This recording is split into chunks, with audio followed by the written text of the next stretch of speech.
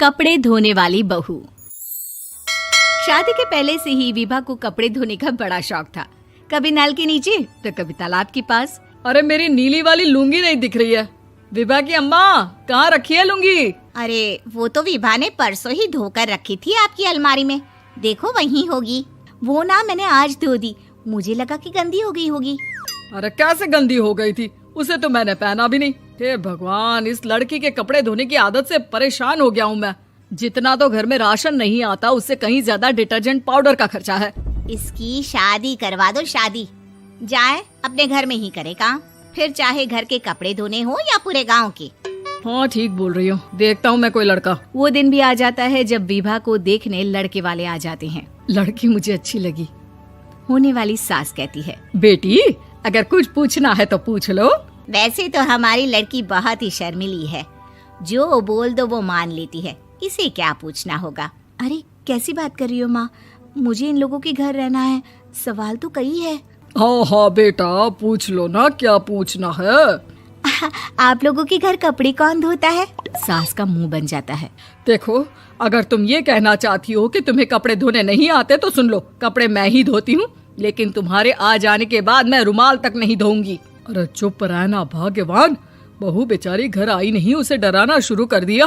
वो क्या है ना बिटिया, अभी तक तो ये कल्लू की माँ ही धोती थी, लेकिन अब तुम्हारे पापा तो दहेज में वॉशिंग मशीन देंगे ही। तभी विभा की माँ बोल पड़ती है, सवाल भी पूछा तो क्या। वैसे भाई साहब, मशीन की तो फिर भी कपड़े धोने की कैपेसिटी होती है, मतलब जो बिटिया दे रहे हैं ना विभा, इसे कपड़े धोने का बहुत शौक है। ये आप लोगों के क्या, आस पड़ोस गांव मोहल्ले सबके कपड़े धो दे और उफ तक ना करे। बाहर देखा नहीं आपने कितने कपड़े सूख रहे हैं, सब हमारी बिटिया ने ही तो धोए हैं। बस भी करो ना माँ, शर्म आ रही इतनी तारीफ सुनकर। और तो और एक दाग निकाल कर दिखाओ तो मान जाओ। हाँ अच्छा अच्छा, माफ करना बेटा, मैंने गलत समझा। हमें तो रिश्ता बहुत पसंद है। और ऐसे जुड़ जाता है रिश्ता कपड़े धोने का शौक रखने वाली विभा का। उसकी शादी हो जाती है कोयला फैक्ट्री में काम करने वाले कल्लू के साथ। शादी के बाद अचानक विभा चिल्लाती हुई सास के पास आती है। सासू माँ, अरे सासू माँ कहाँ है आप? ये तो धोखा है, धोखा दिया आप लोगों ने मुझे। इसे ससुर के चक्कर के बारे में पता चल गया। अरे तो उसमें तुझे क्यों धोखा मिला है? अरे नल में पानी नहीं आता, कपड़े कैसे कब धुलेंगे? अच्छा अच्छा, तू पानी नहीं आ रहा उसकी बात कर रही है। तो आपने क्या सोचा?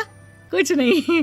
अच्छा, तेरी माँ ने कहा था कि कपड़े धोने का शौक है तुझे, याद आया मुझे। शौक शौक बोलकर कपड़े धोने वाले मेरे जुनून को कम ना आके सासू माँ, कपड़ा धोना मेरा गुरूर है। तभी पति भी वहाँ आ जाता है। अभी अभी मैंने इसे सनी देओल की फिल्म दिखाई है, उसी के डायलॉग मार रही है माँ। अच्छा सुन, साफ साफ बता रही हूँ, पानी सुबह 4 से 6 और शाम को 10 से 12 आता है, समझी? विभा टाइमिंग सुनकर हैरान हो जाती है। ये क्या भूतों का मोहल्ला है? सुबह 4 बजे उठकर कौन कपड़े धोता है? 4 बजे टंकी में पानी जाता है, फिर सारा दिन धोना ना, किसने मना किया?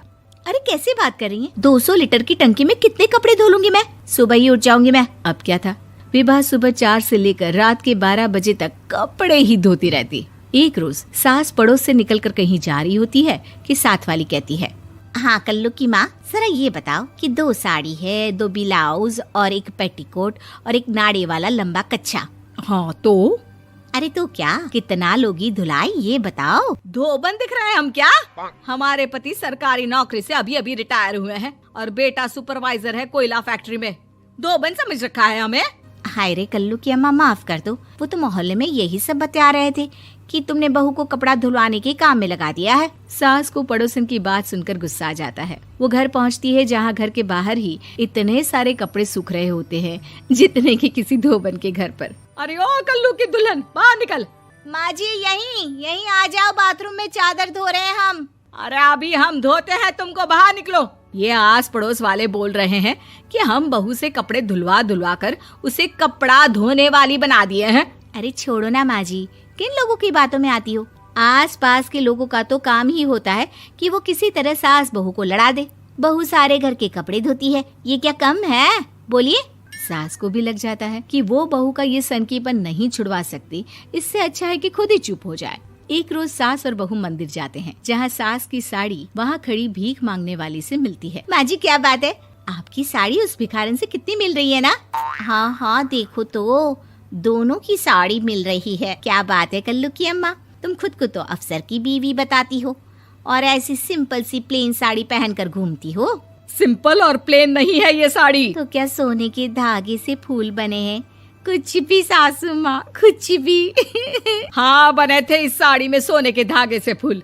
मेरे पति लेकर आए थे मद्रास से स्पेशली मेरे लिए 10,000 की। ताहे भाई साहब इस भिखारन के लिए भी सेम टू सेम साड़ी लेकर आए होंगे 10,000 की।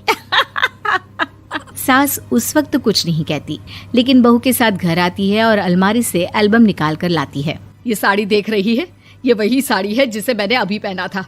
इस साड़ी में ये जो चमकदार फूल दिख रहे हैं ना, ये सोने के धागों से काढ़े गए हैं। लेकिन तू लोकल वॉशिंग मशीन ब्रश से घिस घिस कर सारे फूलों को निकाल कर साड़ी प्लेन कर दी। मुझे माफ कर दीजिए सासू माँ। और तो और, जब मैंने तुझे तेरी गलती के लिए कुछ नहीं कहा, लेकिन तूने तो सबके सामने मेरा मजाक ही बना दिया। क्यों? बहू को समझ में आ जाता है कि अब से उसका कपड़े धोना बंद।